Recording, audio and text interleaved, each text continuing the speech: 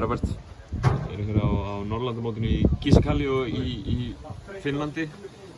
Þú ert að koma frá Spáni, ekki sant? Þú varst ekki á íslensku félagsliði síðasta vetur, eða það? Nei, ég var að spila á Spáni, Norður Spáni með liðið sitt í Baskonia og já, bara mjög fínt. Það voru Baskonia, stórt félag í ACB-deildinni allavega. Svona kannski fyrir það sem ekki vita, ég meina þeir voru Spánameistarar í búblunni á síðasta tímabili. Þetta stórt félag, ekki?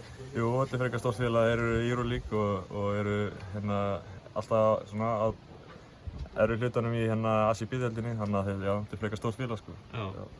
Hvernig þú veist, hvernig yngri flokkastarfið ólíkt því sem við kannski höfum kynnst á Íslandi þarna úti? Sko, þetta sjá okkur kannski sem svolítið svona atvinnumenn þarna úti, sko. Þannig að þetta er svona struktúra, þetta eru alltaf 3 tíma æfingar, lyfta, einstaklingsæfingar, liðsæfing. Svo eru sjúkraþjálfari í liðinu, styrktarþjálfari, 3 þjálfarar. Þetta er svona meira svona professional, sko. Mikið viðbrigði að koma á Njarðvík og fara þarna út? Já, mikið viðbrigði. Allt þessi leikur, hvernig spila hann úti og þetta var alveg svolítið viðbrigði fyrir mig, sko. Ég fór fyrstu.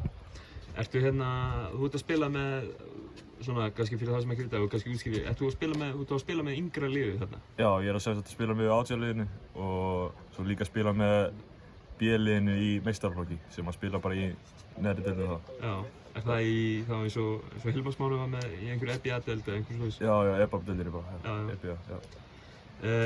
Hvernig gekk þér í vetur síðasta? Þetta var fyrsti veturinn með, hvað, 2+2 samningur eða ekki? Sko, 2 ára sko, garantíða samningur og svo geta þið framlengt önnu 2 ár og svo bara þá var ég atvinnumaður ef það gerist. Þannig að þetta er nokkur ár. En hvernig gekk þér svona fyrsta árið? Bara ágætlega. Byrjaði svolítið svona, ekki svolítið illa sko, var bara að koma mér í taktinn bara úti sko, en svo undir lokin var ég bara komin í flug og bara góður sko. Ég meina, nú ertu Norðurlandamóti hér í seinni hluta ágúst.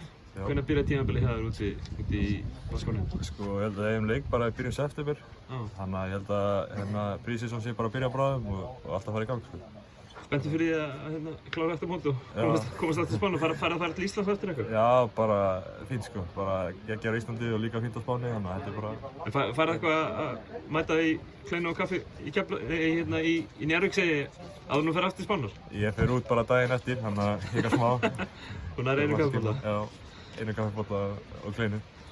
Frábært, takk.